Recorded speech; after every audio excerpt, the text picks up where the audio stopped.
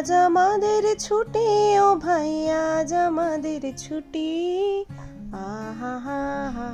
অনেক দিন পর আবার একটা লং ভ্যাকেশনে ছুটি পাওয়া গেছে, আর সেই ছুটিতে আমরা সবাই মিলে বেরিয়ে পড়লাম লন্ডনের উদ্দেশ্যে। ফ্রাইডে অফিসের পরে ব্যাগ গুছিয়ে তারপরে আমরা রওনা দিলাম আমাদের কাছের বাস স্টপ শুট হিলে।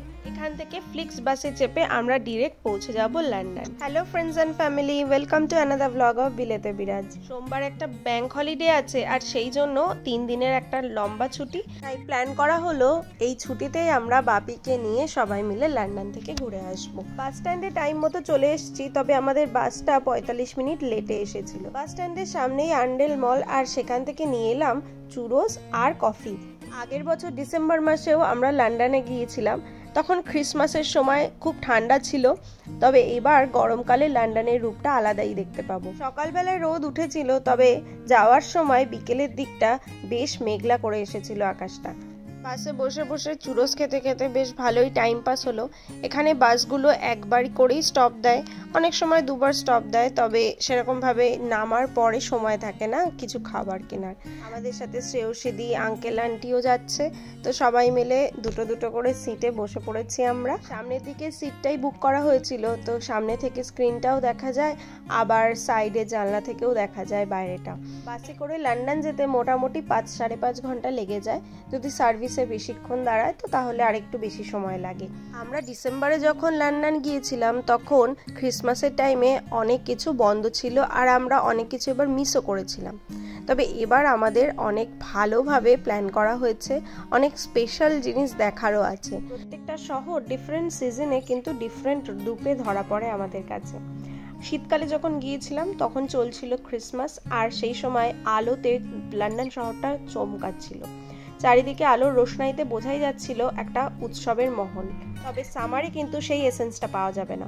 সামারে আবার যেটা পাওয়া যাবে সেটা হচ্ছে লম্বা একটা দিন আর সুন্দর রোদ ঝলমলে ওয়েদার, আর রাতও হয় কিন্তু অনেক পরে, তাই সারাটা দিন ঘোরার অনেকটা সময় থাকে। সার্ভিসে বাসটা 15 মিনিট মতো দাঁড়িয়েছিল, তো এখানেই কফি শপ আর ওয়াশরুম সব কিছুই থাকে।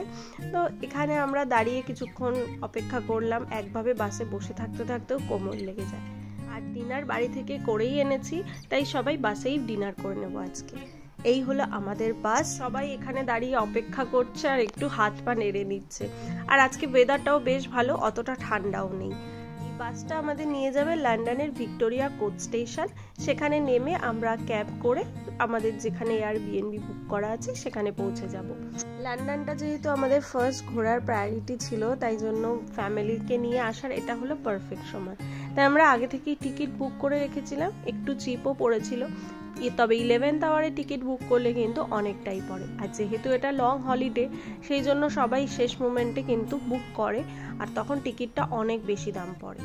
10 মিনিটের ব্রেক হওয়ার পরে আবার আমরা উঠলাম, তারপরে আমরা ডিনারটা সেরে নিলাম। তো আজ বাড়ি থেকে বানিয়ে নিয়ে এসেছিলাম ডিমের পোলাও। লন্ডনের এয়ারবিএনবিতে যতক্ষণে পৌঁছাবো তখন অনেকটা রাত হয়ে যাবে বলেই ডিনারটা বানিয়ে নিয়ে এসেছিলাম, আর প্রায় রাত 12টা নাগাদ আমরা এয়ারবিএনবিতে পৌঁছেছিলাম সেদিন। ফাইনালি লন্ডনে পৌঁছে গেছি। ক্যাবে উঠে আমরা এখন যে ব্রিজের সামনে থেকে যাচ্ছি সেটা হচ্ছে অ্যালবার্ট ব্রিজ, আর ব্রিজটা রাত্রিবেলা এত সুন্দর লাইটিংয়ে সাজিয়েছিল, দারুণ দেখতে লাগছিল।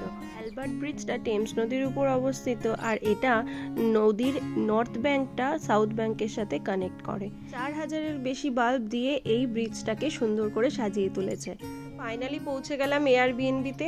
তো এটা একটা কিন্তু লন্ডনের বাড়ি ছিল, তো পুরো বাড়িটাই আমরা সেই 3 দিনের জন্য ভাড়া নিয়েছিলাম, আর লক বক্সে এখানে পাসওয়ার্ড দেওয়া থাকে, সেখান থেকেই চাবি খুলে নিয়ে নিতে হয়। এই লক বক্সের সিস্টেমটা এখানে বেশ ভালো, যতই রাত হোক না কেন কোনো অসুবিধা নেই, কোনো অ্যাসিস্ট্যান্সের প্রয়োজন নেই, সমস্ত কিছু আগে থেকেই বলে দেওয়া থাকে, নিজেদের মতো করে খুলে নিয়ে নিলেই হয়।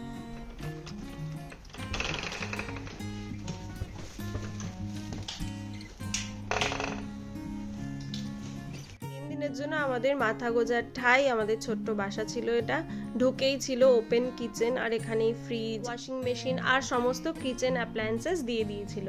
আর তারপরেই ছিল নিচে একটা ওয়াশরুম, আর তারপরে ছিল একটা লিভিং এরিয়া।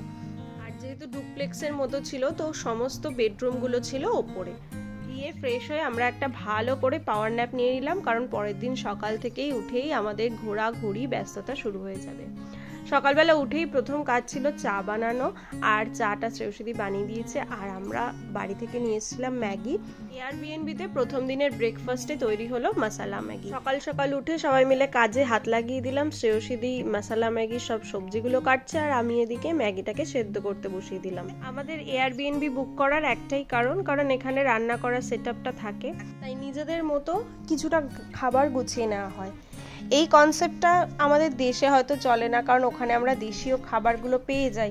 তবে এখানে বেরিয়েই তো আর যখন তখন মনের মতো খাবার পাওয়া যাবে না, তাই সবাই এইরকম এয়ারবিএনবিগুলোই বুক করে, যে ব্রেকফাস্টটা করে নেওয়া বা ডিনারটা একটু করে নেওয়া, সেটা যার যার মর্জি মতো করে নেয়।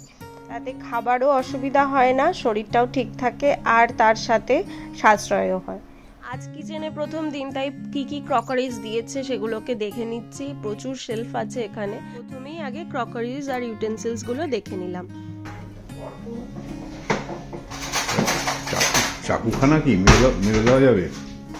এই চাকু না, তো মাংস কাটা মানুষ চাকু, কিন্তু ধান নাই চাকুতে।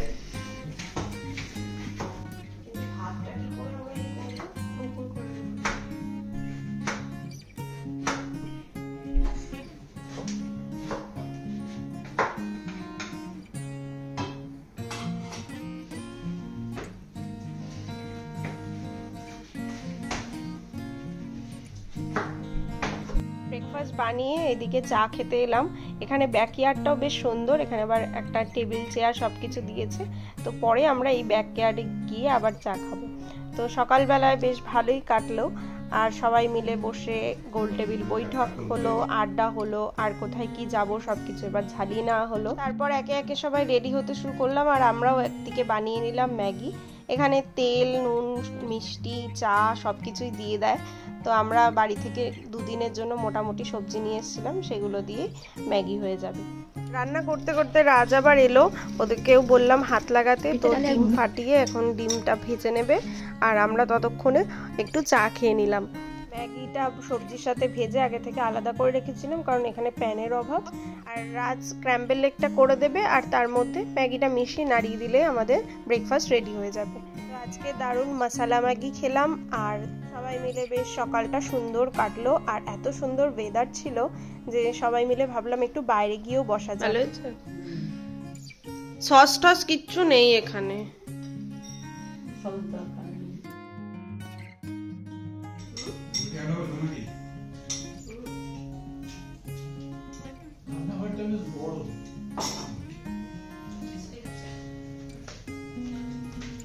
গার্ডেনের পেছনে এত সুন্দর ফুলগুলো ফুটে ঝুলে আছে, দেখতে মনে হচ্ছে কানের ঝুমকো। কি দারুণ দেখতে লাগছে, আর এত মিষ্টি একটা পিঙ্ক কালারের ফুল, কি সুন্দর লাগছে দেখুন। এই ফুলের নানান রকম ভ্যারাইটি এখানে দেখেছি, তবে এই কালারটাই প্রথমবার দেখলাম। তো ব্যাকইয়ার্ডে এসে এখানে বেশ সময় কাটালাম, আর তারপরে সবাই মিলে দেখলাম পাশের বাড়িতেও খুব সুন্দর ফুল ফুটে আছে, আর উপর থেকে প্লেন যাচ্ছে ঘন ঘন।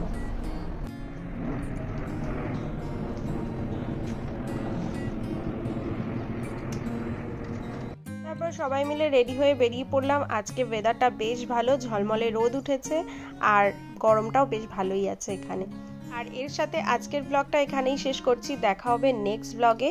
আমাদের লন্ডনের আপকামিং ব্লগস দেখতে অবশ্যই বিলেতে বিরাজের পেজটা ফলো করুন, আর ফেসবুকে সাবস্ক্রাইব করে রাখুন বিলেতে বিরাজের চ্যানেল। আজ বিদায় নিচ্ছি আমি বিদিশা, লন্ডন থেকে। Stay tune and thanks for watching. Bye bye.